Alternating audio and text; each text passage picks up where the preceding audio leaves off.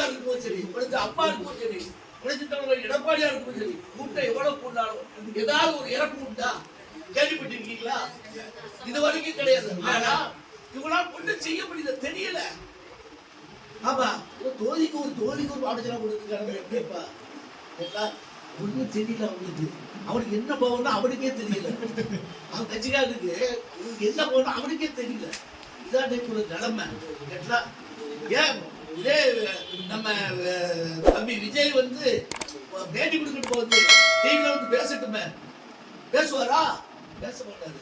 இது சினிமாவா பாதி பாதியா சொல்லி கொடுத்து பக்கத்துல சொல்லி கொடுப்பாங்க, அதை தான் பேசுவாங்க. நீ ஏற்க அவர் அதே மாதிரி நடிச்சா வந்திருக்காரு. அதனால எந்த இது வந்தாலும் எல்லாரும் இந்தியாராக கொடுத்துருப்பாங்க. சொல்லுங்க, வான்கோரி மயிலாகுடிவா. அதனால கண்டிப்பா புரட்சி தமிழர்களுடைய ஆட்சி கண்டிப்பா உறுதியாக தமிழகத்திலே வரும். அண்ணன் முதலமைச்சர் மீண்டும் பொறுப்பெடுக்கிறார்.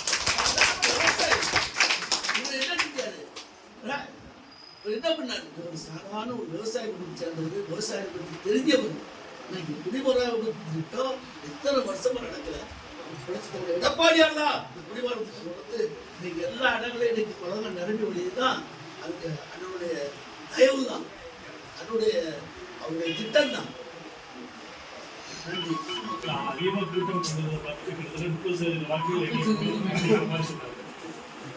நீங்க நல்லா கேட்டுக்கோங்க.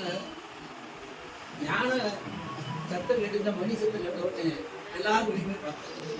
அதே மாதிரி விமான 1000 படம் நேரம் எல்லாரும் பார்ப்பாங்க. அதே படம் தான் இவர் நடிகர் பெரிய வரமாட்டாரு, இவர் பெரிய வரமாட்டாரு. இன்னைக்கு வந்திருக்காரு. அதனால சினிமாவில் ஒரு பார்த்தோமே கீழே எப்படிப்பாரு, அந்த சினிமாவில் ஒரு காலை போட்டு 10 வந்து அடிக்காது. அதனால இவரு எப்படி எடுப்பாரு, அவர் காலை எவ்வளவு எடுத்திருக்கோம் அப்படி பாக்குறதுக்கு தான் வராங்க. கேட்டா அப்படி ஒரு நடிகர் ஒரு பார்க்க வராங்க. உங்களுக்கு தெரியாது இல்ல? கேட்டா 50 பேர் செத்துருக்காங்க இன்னைக்கு வரைக்கும். முதல்ல கேட்டுக்கோங்க, 48 பேர் 51 பேர் இருந்தாங்க. நல்ல ஒரு தலைவர் தான், நல்ல ஒரு தலைவர் தான்.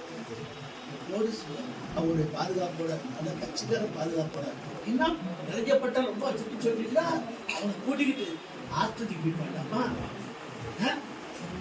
போக வேண்டாமா? நல்லா கேட்டுக்கோங்க.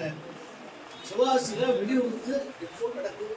ஆனா எங்க ஆட்சியெல்லாம் கம்மி தான். ஒரு தடவை இது ஒரு இதுல இப்படி பிரச்சனை ஆச்சு. அம்மா அப்ப நான் அமைச்சரா இருந்தேன். உடனே அம்மா வந்து போய் பார்த்து ஆஸ்பத்திரியிலே பார்த்து நான்